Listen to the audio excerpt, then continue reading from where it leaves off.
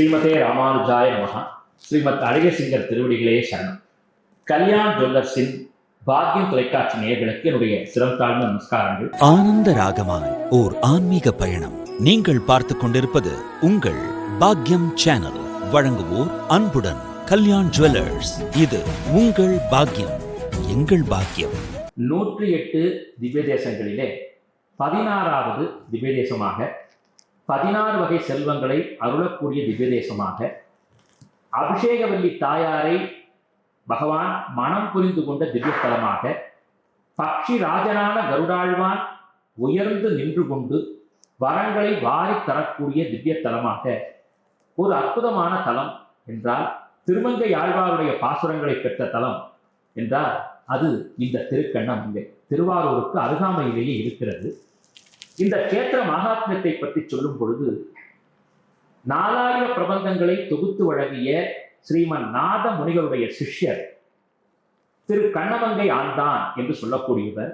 அவர் இந்த திருத்தலத்திலே அவதாரம் செய்து அருளினார். அந்த ஆண்டார் என்று சொல்லக்கூடிய திரு கண்ணமங்கை ஆண்டான் என்ற அவருடைய பெயரில் தான் இந்த ஸ்தலம் விளங்குகிறது. ஞாயிறு கொண்டு வேதம் போன்ற எம்பெருமானை போற்றக்கூடிய நாமாவளிகளை சொல்லிக்கொண்டு பெருமாளுடைய கலந்ததாகவும் இந்த கேத்திர மகாத்மியம் சொல்லுகிறது.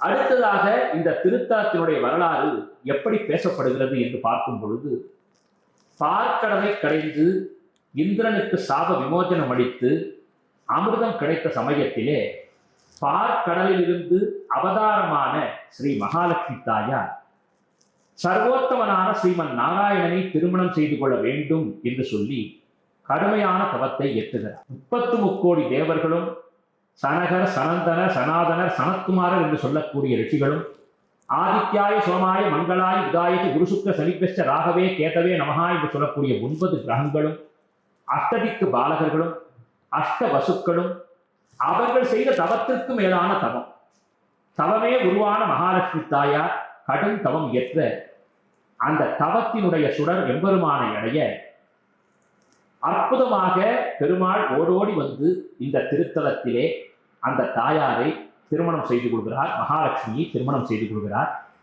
அந்த தருணத்தில் இந்திராதி தேவர்கள் 30 முக்கோடி தேவர்களும் இந்த தாயாரையும் பெருமாளையும் வைத்த கண் வாங்காமல் சேவித்துக் கொண்டே இருக்கிறார்.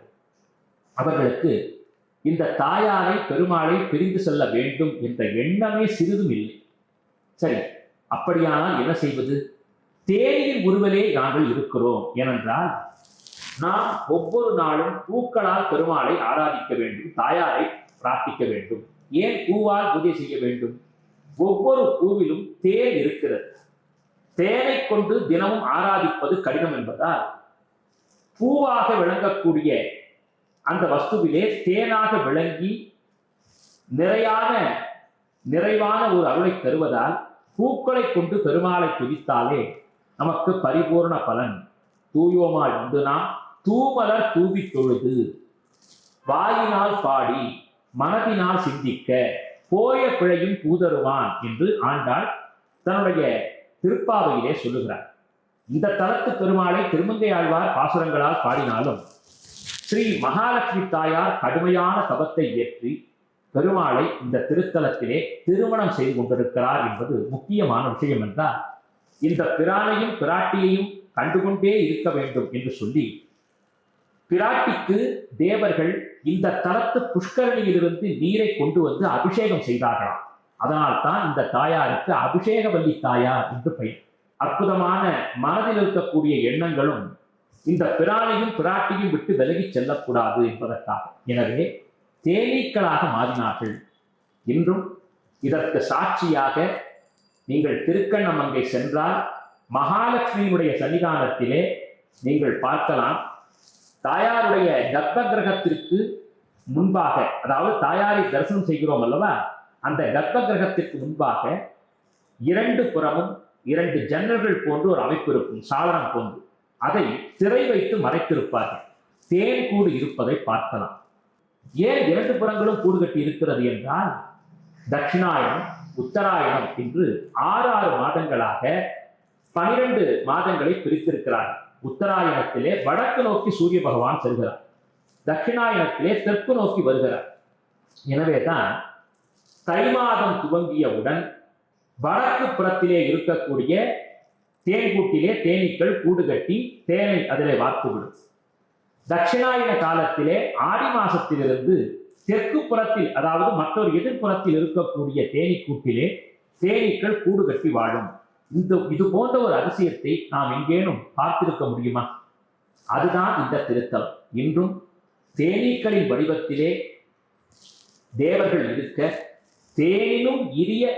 தேனினும் இனிய பிராட்டியாக திருமாமகள் அங்கே காட்சி தர, தேனினும் இனிய பிரானாக பக்த வத்சலனாக பெருமாள் மூல பெருமாள் காட்சி தர, அந்த பெருமாளுடைய வடிவத்தை சொல்வதற்கு நான் 1000 வேண்டும். அத்துணைக்கத்துணை உயரம் ஓங்கி உலகளந்த உத்தமன் என்று சொல்வதைப் போலே நெடுதுயர்ந்த பெருமாளாக இருப்பார். அந்த பெருமாளை போய் நிமிர்ந்துதான் பார்க்கணும். அப்படிப்பட்ட ஆச்சரியமான சேவை அந்த திருத்தலத்திலே. கர்ப்ப கிரகத்திற்கு முன்பாக மகாமண்டபம், அர்த்த மண்டபத்தில் எல்லாம் பார்த்தோமேயானால் ஒரு கலை பெட்டகமாகவே காட்சி தரக்கூடிய சிற்பங்களை பார்க்கலாம். அதிலும் 4 தூண்களை முக்கியமாக சொல்லுவார். அந்த 4 தூண்களுக்கு மத்தியிலே சிறப்பாக நட்சத்திர மண்டலங்கள் அமைந்திருக்கிறது. அந்த 4 தூண்களையும் ரிக், யஜுர், சாமம், அதர்வணம் என்று சொல்வார்கள். பெருமாள் தாயார் திருமணத்தை பார்ப்பதற்காக 4 வேதங்களே 4 தூண்களாக வந்து விட்டதாம். அப்படிப்பட்ட ஒரு அற்புதமான திவ்ய கஷேத்திரம். இந்த திவ்ய கஷேத்திரத்திலே மிகவும் தனித்தன்மை மிக்கவராக நாச்சியார் கோவில் கருடனை போலே இங்கே பக்ஷிராஜன் விளங்குகிறார். இந்த பக்ஷிராஜன் நன்கு நெடுதுயர்ந்த நிலையிலே பெருமாளுக்கு ஒரு தாசனாக பெருமாளை பார்த்த வண்ணம் அற்புதமாக நின்று கொண்டிருப்பார். இங்கு வருபவர்கள் எல்லாம் பக்ஷிராஜனை சேவித்தீர்களா, பெருமாளை பார்த்தீர்களா, பக்ஷிராஜனை சேவித்தீர்களா என்றுதான் கேட்பார்கள். இந்த கருடன் பிரார்த்தனை கருடன் என்று சொல்லப்படுகிறார். என்ன பிரார்த்தனை? கட்டம் போட்ட புடவை, அதாவது புடவையிலே கட்டம் போட்ட வடிவத்தோடு கூடிய புடவையைத்தான் இந்த கருடாழ்வாருக்கு சாத்துவார்கள்.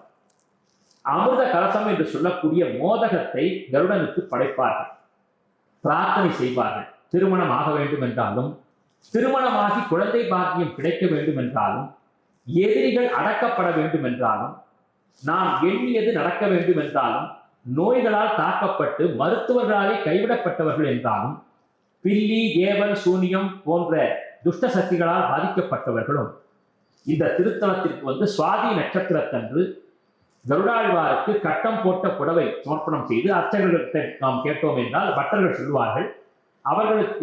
அவர்கள் கூறிய வார்த்தைகளுக்கு ஏற்ப கருடாழ்வாருக்கு நாம் புடவை சார்த்தி இந்த சிறப்பு மிகுந்த மோதகம் என்று சொல்லக்கூடிய நிவேதனத்தை சமர்ப்பித்து பெருமாள் தாயாரை பிரார்த்தனை செய்தால் நாம் நினைத்ததை விட நினைக்காத வரத்தையும் தாயாரும் பிரானும் கருடனும் தருவார்கள் என்பது இந்த தலத்தினுடைய அற்புதமான விஷயமாகும். எனவே வைகானச முறைப்படி இந்த தலத்திலே வழிபாடுகள் நடக்கின்றன. ஆழ்வார்கள், அதிலும் திருமங்கை ஆழ்வார் கசிந்துருகி பாடியிருக்கிறார் தன்னுடைய பாசுரங்கள். எனவே திரு கண்ணமங்கை பெருமாள் கிருஷ்ணாரண்ய தலங்களிலே ஒன்றாக கருதப்படுகிறார்.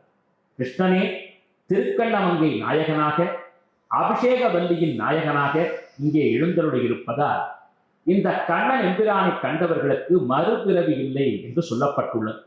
எனவே திரு கண்ணமங்கை திருத்தலத்திற்கு நாம் சென்றால் அந்த கண்ணனுக்காக, மாலவனுக்காக, மாயவனுக்காக, மதுசூதனனுக்காக பல்லாண்டுகள் தவம் இயற்றி அபிஷேக வல்லியாக விளங்கி தேவர்கள் கொண்டாடிய அந்த பிராட்டி எப்படி பெருமாளை மணந்து கொண்டு அங்கேயே நித்தியவாசம் புரிகிறாளோ அதே போலே இந்த பெருமாளையும் பிராட்டியும் நாம் சேவித்தால் பன்னெடும் காலமாக நாம் நினைத்து கொண்டிருந்த ஒரு நல்ல காரியம் நிறைவாகும்.